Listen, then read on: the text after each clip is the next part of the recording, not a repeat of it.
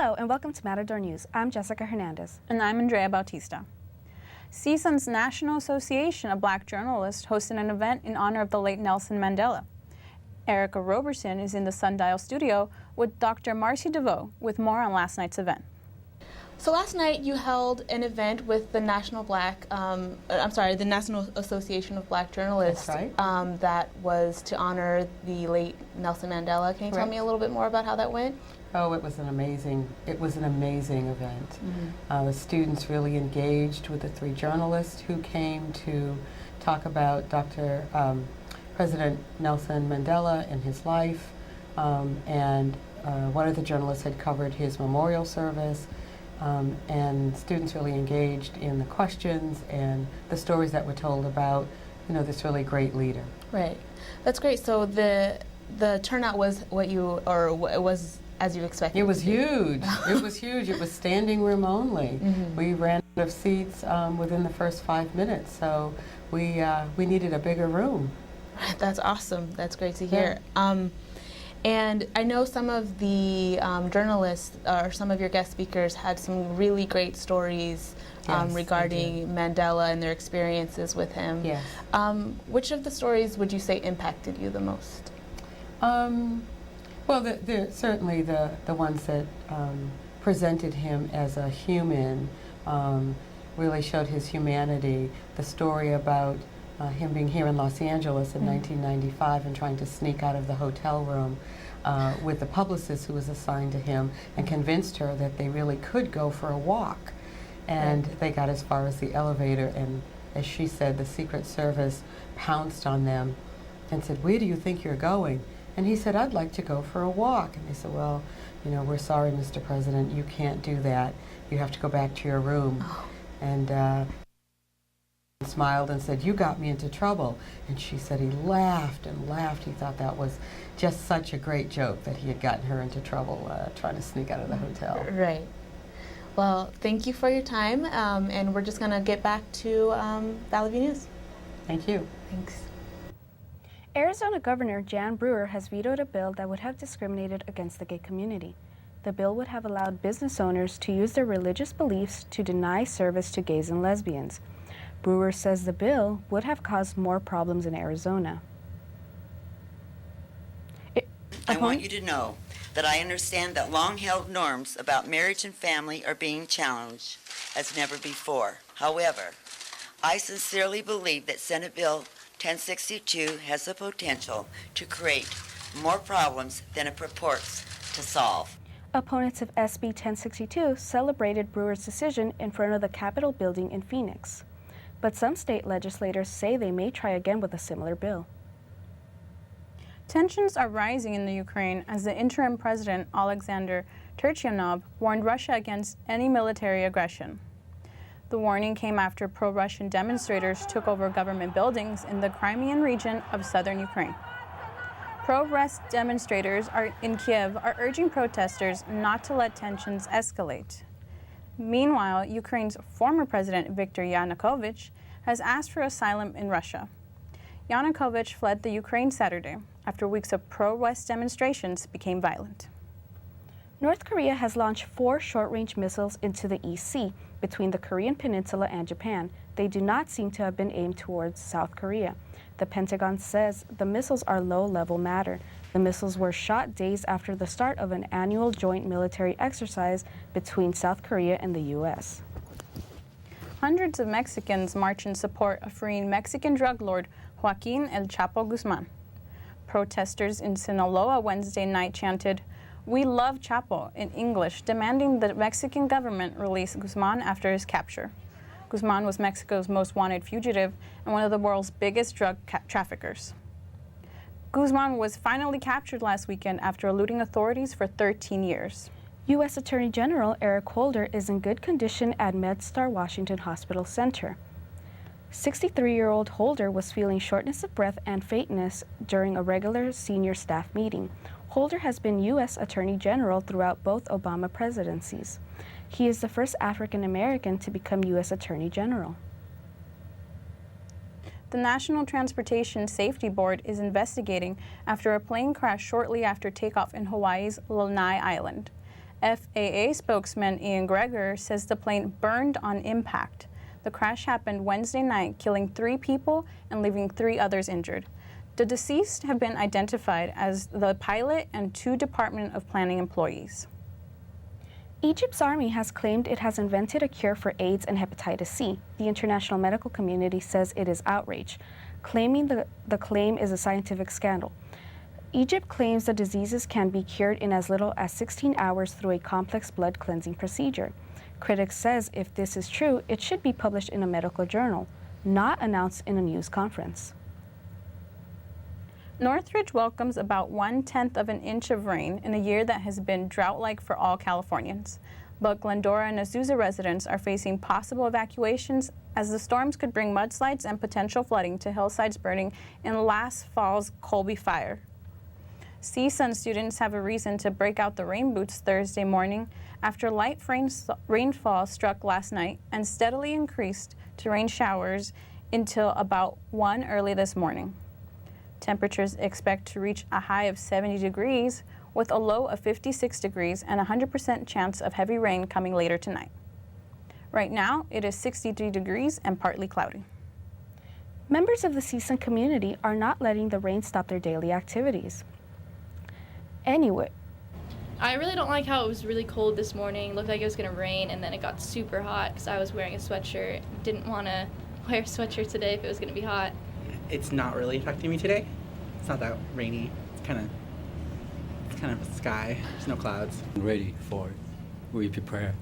We have an extra cover. You know, the one that's clear, plastic, see-through. Okay. So people walk by and they can still see our merchandise. We pack, we leave because of damage the jewelry. Right. We cannot stay in the rain. Pretty effect, you know. Right. And nobody come out, so anyway, it's no business. so keep your boots and umbrellas ready as rain may become your new best friend today. Now let's go to Melissa with the latest on business. Tesla is a company that has achieved the remarkable in launching a new electric car in just a few short years. But the fires that occurred back in October with the Model S have sparked controversy. The 2 fires happened when battery cases were pierced by metal objects that struck when the vehicles were moving at high speeds. The National Highway Traffic Safety Agency says Tesla may need to redesign its cars or at least the location of the batteries. NASA is announcing a large addition to our one small galaxy. Scientists discovered 715 new planets using the Kepler Space Telescope and a brand new detection technique. NASA planetary scientist Jack Lissauer called it the big mother lode of all discoveries, as this is the largest group of planets found at one time. Most of the newly discovered planets are believed to be the same size as Earth. But scientists say this is only the first stretch of planets to be discovered. The new technique to discover these planets uses large amounts of logic and probability. Stocks are on the rise this morning as several companies receive a little boost.